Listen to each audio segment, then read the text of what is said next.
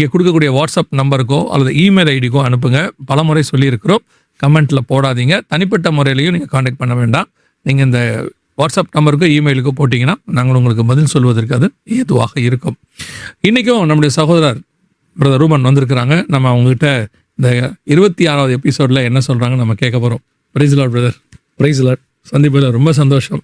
Thank you so much for your invitation once again. So போன எபிசோடில் நம்ம பேசுனது ஒரு மனுஷனுடையதான உபத்திரவம் சில காரியங்களுக்கு அவனுடைய டியூட்டியை செய்யாதது தான் ஒரு காரணங்கிறத அவன் புரிஞ்சிக்காம அதை அவன் எப்படி பெற்றுக்கொள்கிறான்றதை நான் பார்த்து ரொம்ப நல்லா இருந்துச்சு, ரொம்ப யூஸ்ஃபுல்லாகவும் இருந்தது. ஸோ இன்றைக்கி நம்ம என்ன பார்க்க போகிறோம் அதில் இருந்து நம்ம. So once again thank you so much for your invitation. All glory to Jesus.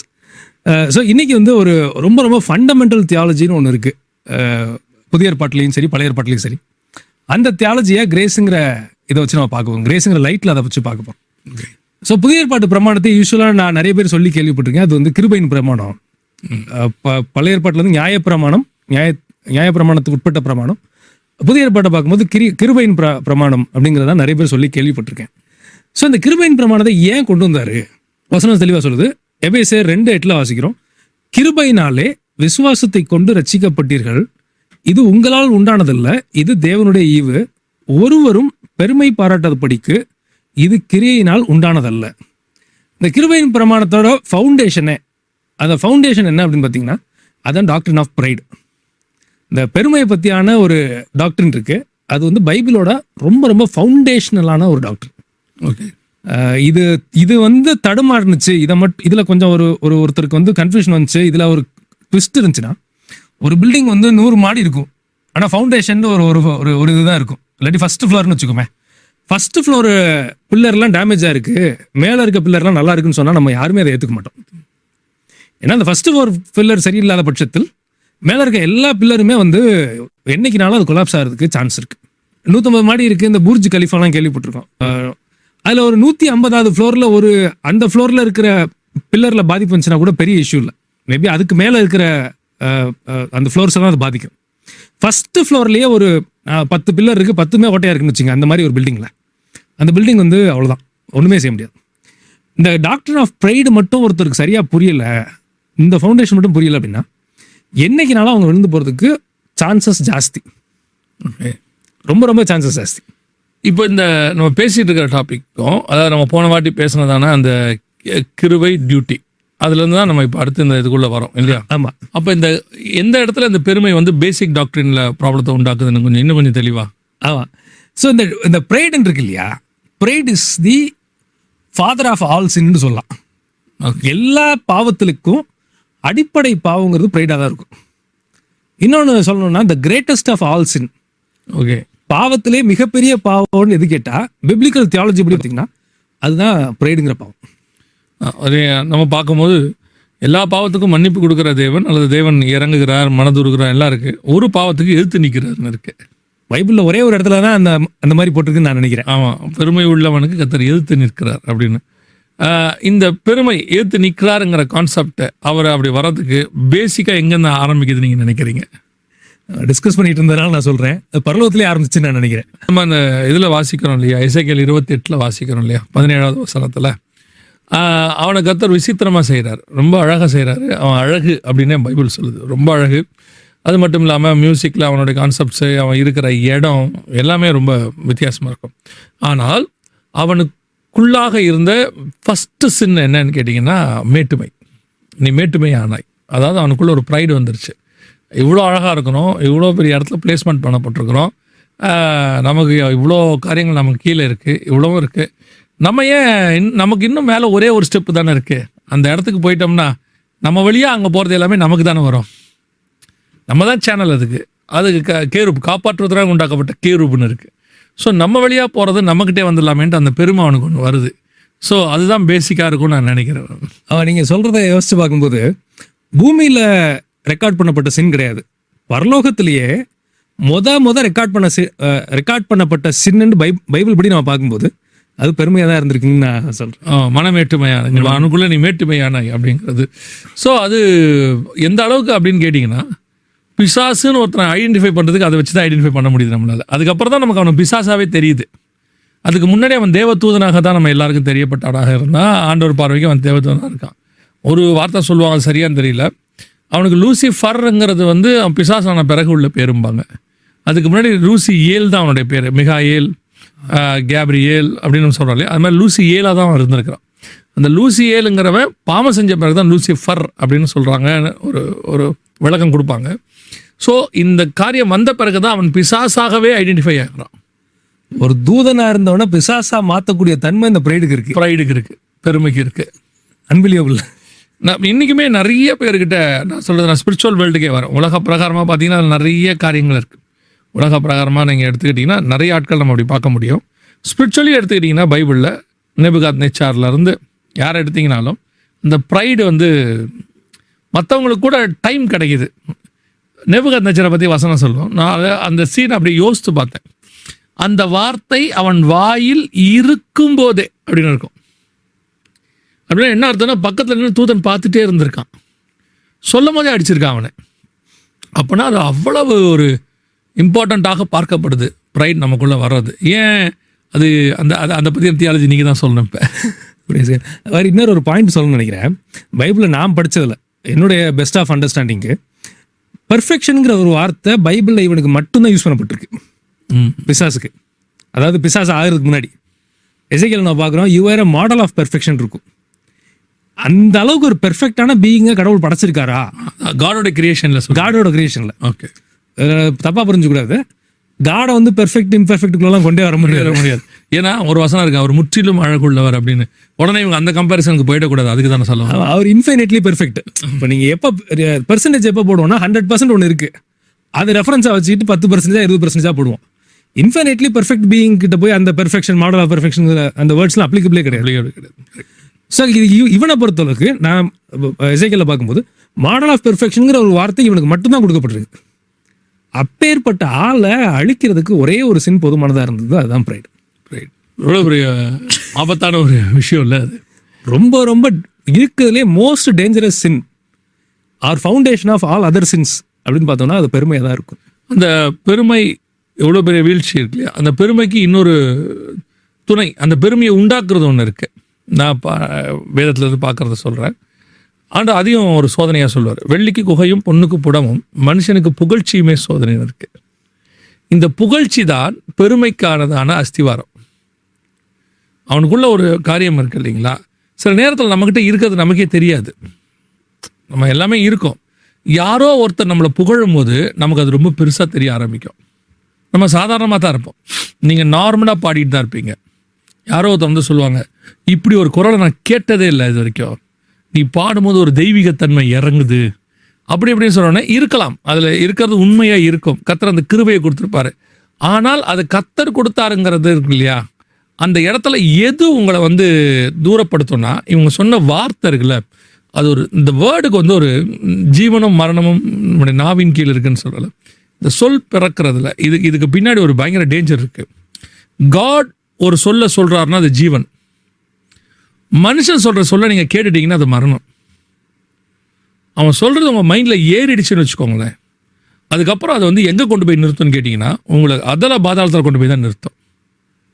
அதனால தான் பிசாசு என்ன செய்வானா, எப்போவுமே உங்ககிட்ட நேரடியாக வந்து அந்த வால் கொம்போடெல்லாம் பயமுறுத்துறதே இல்லை, எதுவும் பேசுகிறதே இல்லை. அவன் எப்படி வருவான்னு கேட்டிங்கன்னா, அழகாக அப்படி வந்து நீங்கள் ஒரு இது பார்த்துருப்பீங்க, ஒரு இது விளையாடுவாங்க, அதுக்கு பேர் எனக்கு ஞாபகம் இல்லை, ஒரு பில்லர் மாதிரி இருக்கும், ஒன்று ஒன்றா எடுப்பாங்க அதிலேருந்து, இது விழாமல் இருக்கணும், அந்த அந்த பில்டிங் வந்து விழாமல் இருக்கணும், அதில் ஒன்று ஒன்றா எடுப்பாங்க, ஸ்டிக் பை ஸ்டிக்காக ஒன்று எடுப்பாங்க, அதிலேருந்து பிளாக்காக எடுப்பாங்க. அந்த கேம் மாதிரி அவன் என்ன பண்ணுவானா, உங்கள் பக்கத்தில் ஒவ்வொரு பிளாக்காக சேர்ப்பான், உங்களை விழ வைக்கிறதுக்கு அந்த பிளாக்ஸை சேர்ப்பான். அதில் ஒரு பெரிய டேஞ்சரான பிளாக் எதுன்னு கேட்டிங்கன்னா புகழ்ச்சி. நம்ம நினைக்கிற மாதிரி பெர்சிக்யூஷன், ஒருத்தர் வந்து உபத்திரவப்படுத்துகிறாங்க, தொல்லை பண்ணுறாங்க, அதற்கு நிகரான ஒரு பிரச்சனை வந்து புகழ்ச்சி. அதெல்லாம் நீங்கள் சொல்ல வரீங்க. அதில் என்ன இன்னொரு விஷயம்னா, ப்ரெசிக்யூஷனில் கூட நீங்கள் நின்றுடுவீங்க, வீழ்ச்சி அடையாமல் கர்த்தருக்காக வைராகியமாக ரத்த சாட்சியாக மறிச்சிருவீங்க. இந்த புகழ்ச்சி இருக்குல்ல, அது பெரும்பாலும் உங்களை வீழ்த்திடும். இந்த ப்ரெசிக்யூஷன் பண்ணும்போது உங்களை அடிக்குமா உதைக்கும் போது உங்களுக்குள்ள ஒரு வைராக்கியம் வரும், ஆகட்டும்டா சாவடிங்க பார்த்தா நான் செத்தா நான் பரலவு தான் போவேங்கிற முடிவுக்கு வருவீங்க. ஆனால் புகழ்ச்சி இருக்குல்ல, இது இன்னும் கேட்கும், இன்னும் கேட்க சொல்லும், இன்னும் கேட்க சொல்லும். அதுக்கப்புறம் அது எதிர்பார்க்க தொடங்கும். இதை நான் வந்து அனுபவத்திலேருந்து சொல்கிறேன். நான் இதை யார்கிட்ட கேட்டதே சொல்ல. ஆரம்பத்தில் காட் வந்து என்கிட்ட சொன்ன விஷயம் அது. ஒரு மெசேஜ் அப்படி முடிக்கும் போது அவங்க வந்து பேசுவாங்கல்ல, அது வந்து உங்களை அறியாமலேயே உங்களுக்குள்ள எண்ணத்தை கொண்டு வரும் தெரியுங்களா, ஒரு ப்ரைடை கொண்டு வரும். இது இப்படி ஒரு தாட் நாங்கள் கேட்டதில்லை, இப்படி ஒரு வசந்த இப்படிலாம் அவங்க சொல்ல ஏரோது பேசின போது தேவதூதன் பேசுகிறது போல இருந்தது. வசனம் சொல்லுது, கனத்தை கர்த்தருக்கு செலுத்தாதபடியினால். காட் கொடுக்குறாரு, அதில் மாற்றுக்கிறது. இதெல்லாம் நியூ டெஸ்ட்மென்ட்ல நடக்கிற விஷயம் அது. இப்போ யோசிக்கும் போதே ஒரு 4 பேர் இது பழைய ஏற்பாட்டுல இருந்து நம்ம சொல்றோம் அப்படிங்கிற மாதிரி நினைச்சிருக்கோம். ஆமா, ஏரோதன் ஒன்று அங்கே போயிடுவாங்க. இது நியூ டெஸ்ட்மென்ட் நடக்கிற விஷயம், அப்போஸ்தலர் காலத்தில் நடக்கிற விஷயம். அந்த கனத்தை கொடுக்காத உடனே கர்த்தர் அவனை அடித்தார், அவன் புழு புழுத்து செத்தார். நீங்கள் நல்லா கவனிச்சு பாருங்க, சில மரணம் வந்து உடனே வரும். புழு புழுத்து சாகிறதுங்கிறது உடனே வர விஷயம் கிடையாது.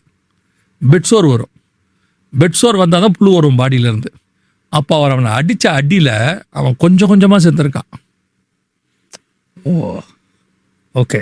புழு புழுத்து செத்தான்னா உங்கள் உடம்புலேருந்து அவர் அடித்த உடனே புழு புது புது புதுன்னு அப்படிலாம் வராது. ஓ சரி. அடித்த அடியில் அவன் படுத்த படுக்கை ஆகிட்டான். ஓகே. பெட்சோர் ஆக ஆக அவன் பாடியிலேருந்து புழுவாக பிறக்க ஆரம்பிக்குது. Okay okay okay. அப்படின்னா அது எவ்வளோ பெரிய சின்னு பாருங்க. அவர் அந்த அடி அடிக்கிறார் அவனை.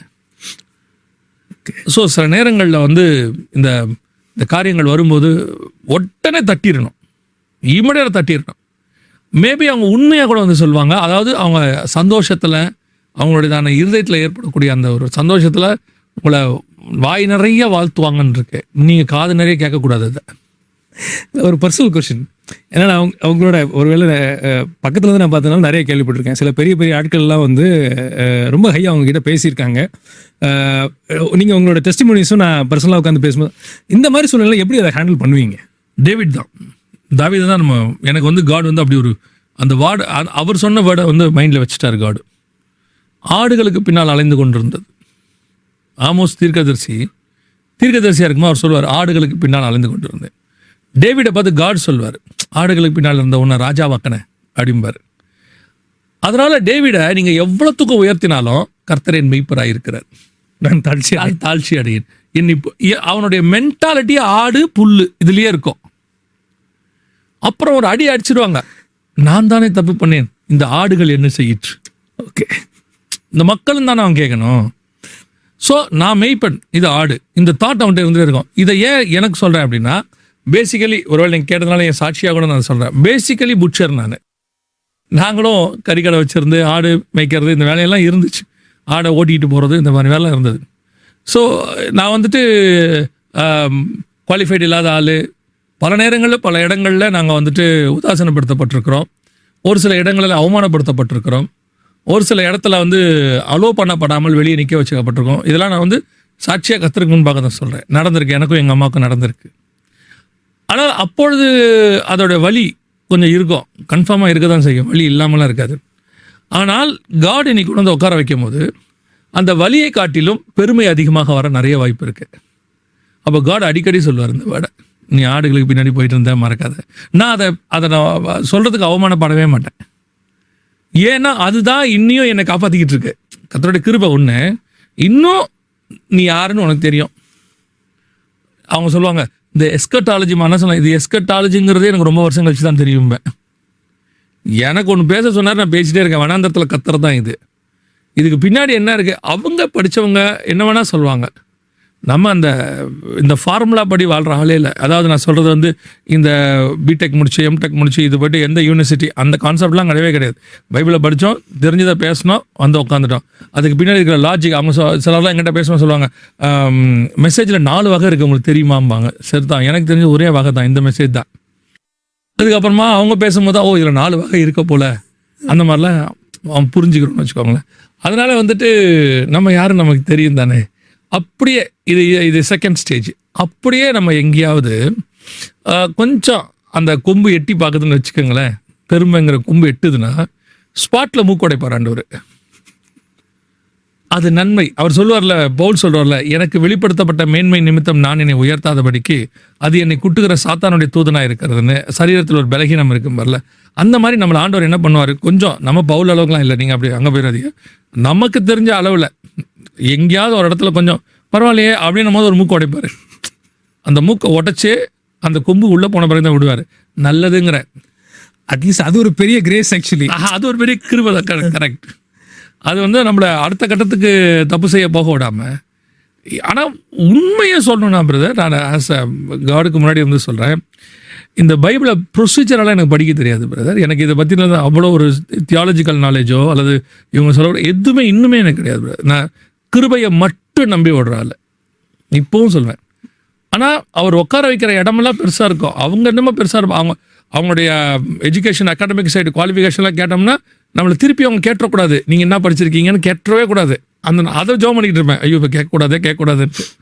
ஸோ நம்மளை வந்து கர்த்தர் வந்து தயவா அப்படி எங்கேயோ ஆடு மேய்ச்சிக்கிட்டு இருந்தோம், எங்கேயோ புல் போட்டுக்கிட்டு இருந்தோம். நமக்கு பட்டயத்தை தூக்க தெரியாது, கூழாங்கல் எடுத்து அடிக்க தான் தெரியும். அவர் அரணையில் உட்கார வச்சு புழுதியிலிருந்து இருந்து ராஜாக்கள் மத்தியில் உட்கார வைக்கிறேன்னு சொல்லி சில இடங்களில் உட்கார வச்சு அழகு பார்க்குறாரு. நீங்கள் பார்த்துருப்பீங்க தானே. இப்போ நம்ம கோட்டு போட்டு உட்காந்துருக்கோமா, எல்லாம் செய்கிறோமா. ஆனால் என்ன வேணால் சொல்லுங்கள், வீட்டுக்கு போன உடனே நம்ம ஒரு ஷார்ட்ஸோ அல்லது லுங்கியோ ஒரு அந்த கம்ஃபர்ட் இதில் வராதில்ல. அதான நிரந்தரம், அதான நம்ம ஆக்சுவலி அதான் நம்ம. நீங்கள் இங்கிலாந்து பிரதமர் சார்ல்ஸே இருக்கார், அவர் வீட்டுக்கு போய் கோட் சூட் தூங்க நினைக்கிறீங்க நீங்கள்? இல்லை இல்லையா, அவருக்கு ஒரு நைட் ட்ரெஸ் ஒன்று இருக்கும், அதுதான் அவர் கம்ஃபர்டபுள்.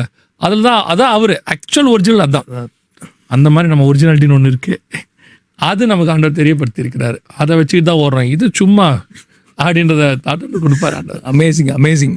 Thank you so much. உங்களோட பர்சனல் விஷயத்த நீங்கள் ஓப்பனாக ஷேர் பண்ணுறதுங்கிறது நிறைய பேர் பண்ணுறது கஷ்டம், நிறைய இடத்துல பண்ணுறதும் கஷ்டமான விஷயம் தான்.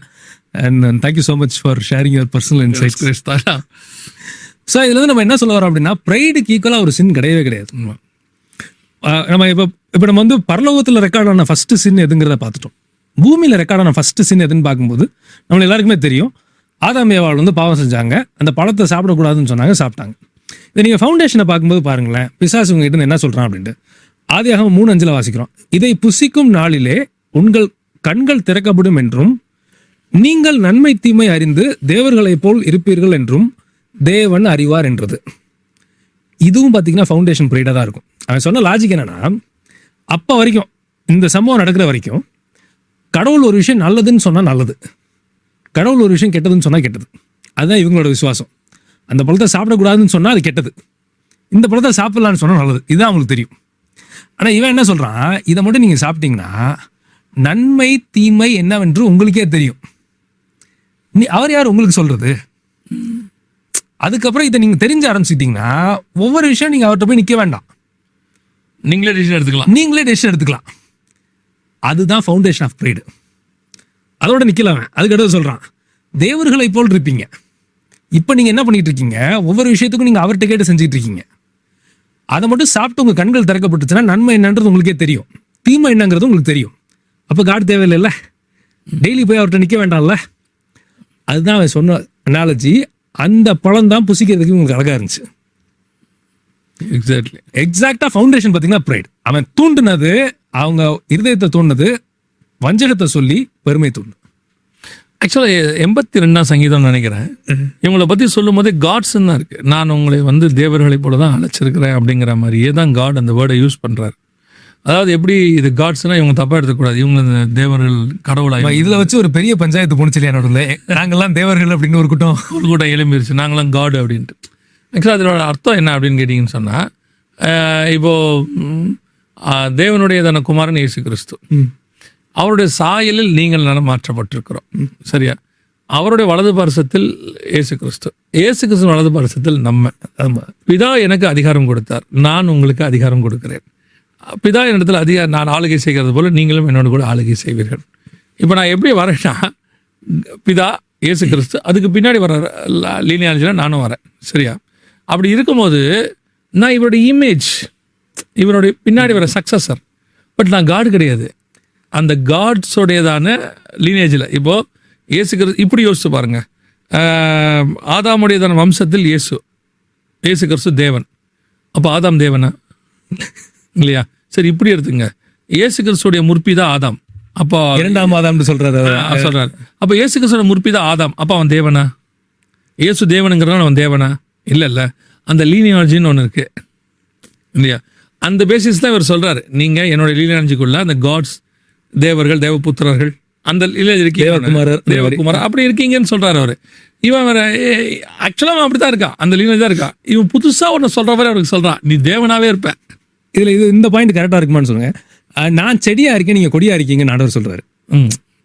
செடி இல்லாம கொடி கிடையாது. ஆமா. ஆனா செடியோட ஒரு அங்கம் தான் கொடி. ஆமா.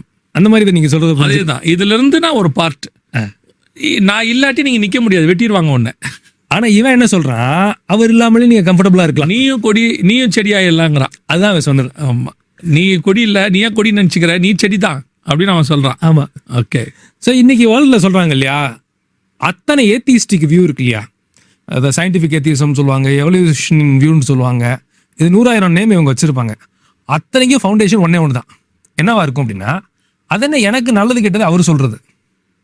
நான் சயின்ஸை வச்சுக்குவேன், என்னோட கற்பனையை வச்சுக்குவேன், என்ன வேணா வச்சுக்குவேன், காட்கிட்ட மட்டும் வரமாட்டேன். ஏத்திசம்ங்கிறது ஒரு பெர்ஸ்பெக்டிவ், இல்லாட்டி அது ஒரு வேர்ல்ட் வியூன்னு சொல்றாங்க. ஆனால் அதுக்கு அடிப்படை பார்த்தீங்கன்னா இந்த ப்ரைடுங்கிறது தான் இருக்கும்.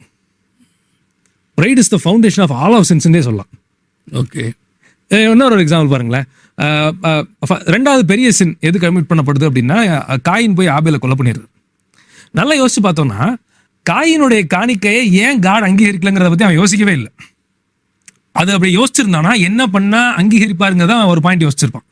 அவனுக்கு என்ன பெரிய பிரச்சனைனா, ஏன் காணிக்கை அங்கீகரிக்காம இருக்கிறத விட்டுருங்க, அவன் காணிக்கை எப்படி அங்கீகரிக்க போச்சு, என்னை விட சின்ன பையன் அவன், அது பிடிக்காம போய் கொலையை பண்ணிடுறான். நீங்கள் பைபிள் முழுக்க பார்த்தீங்கன்னா இந்த லைனில் தப்பு பண்ணுறவங்க யாருமே கடைசியில் மேன்மை அடைய மாட்டாங்க. இது எப்படி இருக்குங்களா? அடுத்து ராகேல் பாருங்க, அவங்களுக்கு குழந்தை பிறக்காதது பிரச்சனையே இல்லை அவங்களுக்கு. அவங்க சொல்லுவாங்க, தன் சகோதரிக்கு பிள்ளை பிறக்கிறதை கண்டு பொறாமை கொண்டு, எனக்கு பிள்ளை இல்லைங்கன்னா அவளுக்கும் இல்லாட்டி எனக்கு பிரச்சனையே இல்லை, அவளுக்கு மட்டும் என்ன பிறக்குது, என்ன மட்டும் ஏன் பிறக்கலை. இதுக்கு அடுத்து அப்படியே சவுல் தாவீதுக்கு வாங்க. சவுல் தாவீதுகிட்ட வந்தீங்கன்னா, அவனுக்கோ சவுல் கொண்டது 1000, தாவீது கொண்டு அவனுக்கோ 16,000 கொடுத்தார்கள், எனக்கோ 1000 கொடுத்தார்கள். அவனுடைய பிரச்சனை என்னன்னா, அவனுக்கு 16,000 கொடுத்தா எனக்கும் 16,000 கொடுங்க, 20,000 கொடுக்கணும், 20,000 கொடுங்க. அது என்ன அவனோட எனக்கு கம்மியாக கொடுக்குறீங்க? இந்த கான்செப்ட்லாம் பாருங்க, ஒரு கம்பேரிசன் இருக்கும் இவங்களுக்குள்ள.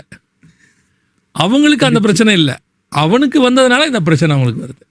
எல்கானாவோட இன்னொரு முறை அவளுக்கு குழந்தை இருக்கிறத பத்தி சந்தோஷம் பட்டாளா இல்லையான்னு நம்மளுக்கு தெரியல, ஆனா இவளுக்கு இல்லைங்கிறத பார்த்து சந்தோஷப்படுவா. ஆமா, ஏளனமாக பேச.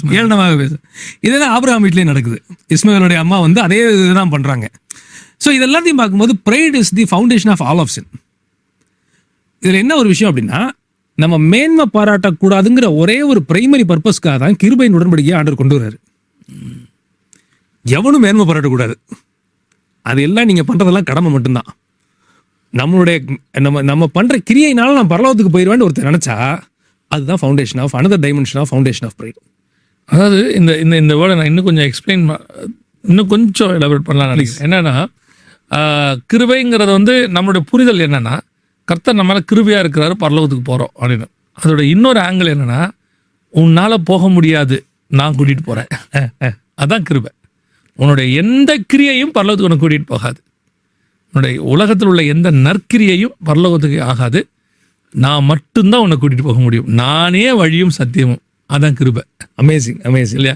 இவங்க கிருபையை எப்படி எடுத்துக்கிறாங்க அப்படின்னு கேட்டால், நான் என்ன வேணாலும் செய்யலாம், அத்தர் கிருபையா இருக்கிறார். அந்த கிருபையோடையதான மேன்மையே முதல்ல இவங்க குறைச்சிட்டாங்க.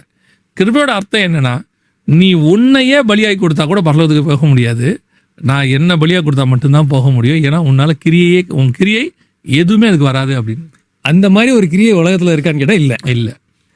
இந்த ஃபவுண்டேஷனுக்காக தான் இந்த பெருமைங்கிற அவருக்கு தெரியும். பெருமைனால தான் மனுஷன் இடம் விழுந்துச்சு. மனுஷன் இடம் விழுந்ததை விட்டுட்டு பரலோகத்தில் இருக்கிற ஒரு பெர்ஃபெக்ட் பீயிங்கே விழுந்தது பெருமைனால தான். இவன் எவனும் மேன்மை பாராட்டக்கூடாதுங்கிற ஒரே ஒரு காரணத்துக்காக தான் கிருபைங்கிற ஒரு பிரமாணத்தையும் கிருபைங்கிற உடன்படிக்கையுமே ஆண்டு கொண்டு வர்றாரு. எனக்கு நீங்கள் சொன்னதுலேருந்து இன்னொன்று புரியுது. என்ன புரியுதுன்னா, இவன் வந்து சொல்கிறான்ல, நான் வானத்துக்கு ஏறுவேன். இவனுக்கு ஏன் அதெல்லாம் தோணுதுன்னா, இவர்கிட்ட இருக்கிற எல்லாம் எனக்கு இருக்கு. ஏன்னா இவர் வந்து இவருடைய இமேஜில் இவனை படைச்சிருக்கிறாரு. எல்லாம் கரெக்ட். நான் ஏன் அங்கே இருக்கக்கூடாது? ஆனால் அவனுக்கு தெரியாது, அவர் சொல்லாமல் என்னால் மேலே ஏற முடியாதுன்னு. இந்த கான்செப்ட் தான் இயேசு உடைக்கிறார் பிலிப்பியரில். அவர் தேவனுக்கு சமமாயிருந்தும் தேவனுடைய தற்சொருவமாயிருந்தும் அதை கொள்ளையாடின பொருளை எண்ணாமல் முடிவு பரியந்தம் சிலுவையின் முடிவும் தன்னை தாழ்த்தினார். பெருமைக்கு அகைன்ஸ்ட் தான் நேர்பதம் தான் தாழ்மை. அவர் இன்னொரு ஒரு பாயிண்ட் நான் ஆட் பண்ண விரும்புகிறேன். என்னன்னா வேக்யூம்னா என்னன்னு கேட்கும்போது ஆப்சன்ஸ் ஆஃப் ஏர்னு சொல்லுவாங்க. யூஸ்வலாக யாரே இல்லாமல் ஒரு இடத்துல எல்லாத்தையும் உறிஞ்சு எடுத்துட்டோம்னா அதுதான் வேக்யூம். தாழ்மைக்கு இன்னொரு ஒரு டெஃபினேஷன் அதுக்கு நிறைய டெஃபினேஷன் இருக்குது. ஒரு டெஃபினேஷன் பெருமை இல்லாமல் இருக்கிறது தாழ்மை. அப்படி ஒரு டெஃபினேஷன் இருக்கு. ஸோ இதில் என்ன இன்னொரு யோசனை எனக்கு இதை யோசிச்சுட்டு போது வந்ததுன்னா, பிசாஸ் இதே பொய்ய சொல்லி தான் வானத்தில் இருக்க தூதர்களையும் ஏமாத்தினா மனுஷங்களையும் ஏமாத்தினா இதே போய் ஆண்டவர்கிட்டே வந்து சொல்கிறான். முதே நாள் இல்லை, நீங்க ஏன் கஷ்டப்படுறீங்க, லைட்டாக காலில் மட்டும் விழுந்துருங்க, நான் எல்லாத்தையும் கொடுத்துட்றேன் அப்படிங்கிறான். மகிமையை கொடுக்குறேன். எனக்கு அதில் ரொம்ப, அதாவது அவனுக்கு எவ்வளோ தைரியம் பாருங்க. ஒருவரும் சேரக்கூடாத ஒளியில் வாசம் பண்ணுகிறவரை தூதர்களே அவருடைய மகிமையை பார்க்க முடியாமல் அந்த செட்டைகளை மூடி இருக்கிற தேவனை பார்த்து அவன் சொல்கிறான், நான் மகிமை தரேன் உங்களுக்கு அப்படின்னு. எவ்வளோ ஒரு துணிகரம் இருக்கும் உனக்கு என்ன. ஆனால் நான் அதை எப்படி எடுத்துக்கிட்டேன்னா, இந்த தைரியம் அவனுக்கு எப்படி வந்தது? யோபுக்கிட்ட நிற்கும் போது, யோபுவின் காரியத்தை பேசும்போது அவன் வந்து தேவனுக்கு முன்பாக நிற்க பயப்படுறான். தேவனே தான் அவன் கேள்வி கேட்குறாரு, எங்கேருந்து வந்த, பூமி இங்கே சுற்றி திரிஞ்சு வர, யோபுவின் மேல் கண் வைத்த, கேட்குற கேள்விக்கு மட்டும்தான் பதில். ஆனால் அங்கே அந்த தேவன்கிட்ட அப்படி நிற்கிறவன் இங்கே வந்து என் இயேசுக்கிட்ட இந்த கேள்வி அவனால் கேட்க முடிஞ்சிச்சு அப்படின்னா, அவர் மாம்சத்தில் நிற்கிறாருங்கிற அந்த மேலே போட்டிருக்கிற மாம்சம்னு ஒன்று இருக்குல்ல, அது மேலே அவனுக்கு ஒரு நம்பிக்கை இருக்குது. இந்த மாம்சம் ஒருவேளை இவரை வீழ்த்துமோ. அவர் ஆவியில் மேலே நிற்கும் போது அவனால் எதுவுமே கேட்க முடியல, அவரை பார்த்து யோசனையே வரல. ஆனால் மேலே மாம்சம்னு ஒன்று போட்ட உடனே ட்ரை பண்ணி பார்ப்போமே அப்படின்ற ஒரு கான்செப்ட் தானே. அதை தான் பார்க்குறேன் அந்த இடத்துல நான் பார்க்கும்போது. அமேசிங். ஸோ இதுலேருந்து பெருமைங்கிறது எவ்வளோ பெரிய விஷயம் அப்படிங்கிறத நான் பார்த்தோம். இது என்னன்னா, இந்த ப்ரைடை புரிஞ்சுக்கிறதுக்கு இருக்கிற கஷ்டம் மாதிரி வேற எதையும் புரிஞ்சுக்கிறது கஷ்டமே கிடையாது. அது வேற எல்லாத்தையும் நீங்கள் வேற எல்லா சின்ஸையும் நம்ம ஈஸியாக புரிஞ்சுக்கலாம். ஆனால் நம்ம இருதயத்தில் இருக்க பெருமையை புரிஞ்சுக்கிறது, இது பெருமைங்கிறத புரிஞ்சுக்கிறதுக்கே ஹோலி ஸ்பிரிட் லைட் இல்லாமல் கட்டாயமாக புரிஞ்சிக்க முடியாது. ரொம்ப ரொம்ப கஷ்டம். அதை நம்ம ஈஸியாக சொல்லிடலாம். ஒரு வேளை சில நேரம் நம்ம வாயிலிருந்து சொல்லிடுவாங்க ஜனங்கள், எல்லாம் அவர் கிருபை அப்படின்னு சொல்லிடலாம் வாயிலிருந்து. ஆனால் உள்ள என்ன யோசிக்கும்னா, நான் என்ன பண்ணியிருக்கேன் தெரியுமா. ஆனால் இயேசு கிறிஸ்து கால்களை கழுவினான்னு இருக்கு பாருங்க, அதுதான் மெய்யான தாழ்மை. அது அன்இமேஜினபிள். தனக்கு கீழே உள்ள ஒருத்தன் வரும்போது அவனுக்கு இவர் வந்து தன்னை காடாக நின்று அவனை அத்தாரிட்டி, அது அந்த அத்தாரிட்டியெல்லாம் அவர்கிட்ட இருக்கு. ஆனால் அந்த தாழ்மைன்றது வந்து நிஜமாகவே அவருக்குள்ளே இருந்துச்சு, வெறும் வாயில் மட்டும் இல்லை. ஸோ இவங்க எல்லாமே நம்ம தாழ்மையாக இருக்கிறோன்னு உலகமே நம்புது, ஆனால் அவங்களுக்குள்ள தாழ்மை இல்லைங்கிறது அவங்க செயல்பாடு காட்டுது. நீங்கள் அதானே சொல்ல வரீங்க, தாழ்மை இருக்குது ஆனால் வாயில் இருக்குது உள்ளே இல்லைன்னு சொல்ல வரீங்க. இருக்காது. அதுதான் ரொம்ப முக்கியமான விஷயம். ஸோ இதில் இன்னும் நிறைய இருக்குது. ஆக்சுவலி பேசுனதில் நிறைய பேசலாம். ஸ்பிரிச்சுவல் ப்ரைடுன்னு ஒன்று இருக்குது. அது இன்னும் டேஞ்சர். ஆனால் என்ன இதில் பெரிய பிரச்சனைனா, அது இருதயத்தில் இருக்குங்கிறதே அவங்களுக்கு தெரியாது. அவங்களை அறியாமலே அவங்களுக்குள்ள இருக்கும். அன்பிலியபிள். இதை பார்த்தா அவங்க ஏதோ கடவுளுக்காக நிறைய சேவை பண்ணுற மாதிரி தெரியும். ஆனால் இந்த பிசாசு என்ன வஞ்சகத்தை கொடுத்து வச்சிருப்பானா, அவனோட நீ பெட்ரு, இவன் வந்து இவ்வளோ ஸ்பிரிச்சுவல், நீ வந்து இங்கே இருக்கிற, இந்த தாட் மாதிரி ஏதோ ஸ்பிரிச்சுவல் பிரைன் நிறைய இருக்குது. அதை நீங்கள் ஈஸியாக ஒரே ஒரு வேர்டில் கண்டுபிடிக்கலாம். அவங்ககிட்ட எப்படி கண்டுபிடிக்கலாம்? எனக்கு அதை ஒரு இடத்துல கண்டுபிடிக்க சொல்லி கொடுத்தாரு. நார்மலாக தான் இருப்பாங்க. அவங்க சம்மந்தப்பட்ட டிபார்ட்மெண்ட்டில் நீங்கள் பேசுகிறீங்கன்னு வச்சுக்கோங்க, ஒரு மெசேஜ் கொடுக்குறதுலையோ இல்லை ஒரு சாட்சி கொடுக்குறதுலையோ, மியூசிக்கோ பாடுறதோ ஏதோ ஒன்று, நீங்கள் ஒரு விஷயம் ஒரு சஜஷன் சொல்கிறீங்கன்னு வச்சுக்கோங்க, இதுக்கு இப்படி இருந்திருக்கலாம் அப்படின்னு ஒன்று, எங்கிட்டியே வாம்பான்னு ஒரு வேர்டு ஒன்று சொல்லுவாங்க.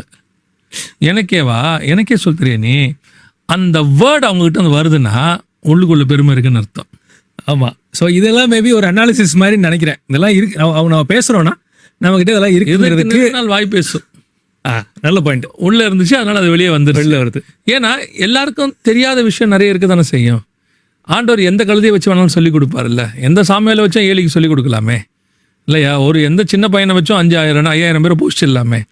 இது சின்ன பையன் இவனை வச்சு போஷிக்க முடியாதுன்னு சொல்ல முடியாதே. அப்படி இருக்கும்போது எனக்கேவா அப்படின்னா என்ன அர்த்தம்னா, சரி உள்ளுக்குள்ளே வேற ஒருத்தன் உள்ளே பூந்துட்டான்னு அர்த்தம் அதுக்கு. ஸோ இதை காட்ஸ் லைட்டில் உட்காந்து ஒவ்வொருத்தரும் நம்ம அனாலிசிஸ் பண்ணி பார்த்தாங்கன்னா கண்டிப்பாக இது மட்டும் இல்லாமல் இருந்துச்சுன்னா நம்ம எவ்வளோ பண்ணலாம். உண்மையிலேயே ரொம்ப முக்கியமான எபிசோட், கடைசி எபிசோட் நம்ம பேசணும்.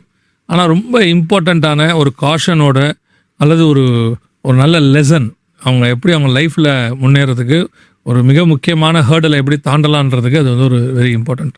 ரொம்ப சந்தோஷம் பிரதர். எனக்கு என்னென்னா அடுத்த வரப்போகிற எபிசோட்ஸ் மேலே தான் எனக்கு ரொம்ப சந்தோஷமாக இருக்குது. இது நல்லபடியாக கர்த்தருடைய கிருபையில் 26 எபிசோட் முடியுது. அந்த Q&A கேள்விகள் நிறைய வந்திருக்குது. நீங்கள் அநேகமாக ஆன்சர்ஸ் ப்ரிப்பேர் பண்ணியிருப்பீங்கன்னு நான் நினைக்கிறேன். உங்களுக்கும் நிறைய கொஸ்டின் நீங்களும் எனக்கு கொஸ்டின்ஸ் அனுப்பிட்டே இருக்கீங்க. So will meet them with answers. அவங்க அனுப்பின கொஸ்டின்ஸோட ஆன்சர்ஸ் மீட் பண்ண போகிறோம். மீண்டுமாக அடுத்த எபிசோட் கர்த்தருடைய வருகை தாமதிக்குமானால், கர்த்தருக்கு சித்தமானால் Q&A செக்ஷன் நம்ம பார்க்க போகிறோம். சில வாரங்கள் அடுத்த சில எபிசோட்ஸ் இனி Q&Aவாக இருக்கும். நான் ஏற்கனவே சொன்னபடி உங்களுடைய கொஸ்டின்ஸை இந்த வாட்ஸ்அப் நம்பருக்கும் இந்த இமெயில் ஐடிக்கும் அனுப்புங்க. கமெண்ட்ஸில் அனுப்பாதீங்க. அடுத்து இந்த ப்ரோக்ராம்ஸ் எல்லாமே இந்த 26 எபிசோடும் அல்லது இதுக்கு முன்னாடி உள்ளதான சயின்ஸ் அண்ட் சயின்ஸ் 52 எபிசோடையும் நீங்கள் பிரதருடைய வைசோ பைபிள்லையும் சேனலில் பார்க்கலாம். YTV இன்னொரு சேனல் இருக்குது, அதுலேயும் பார்க்கலாம். ஸோ இந்த காரியங்களை எல்லாம் நீங்கள் கவனிங்கள். விசேஷமாக 2 பேருக்காகவும் ஜெபம் பண்ணுங்க. அது ஒன்றே நாங்கள் உங்களிடத்தில் கேட்பது. கர்த்தருக்கு சித்தமானால் மீண்டும் சந்திக்கிறோம். God bless you.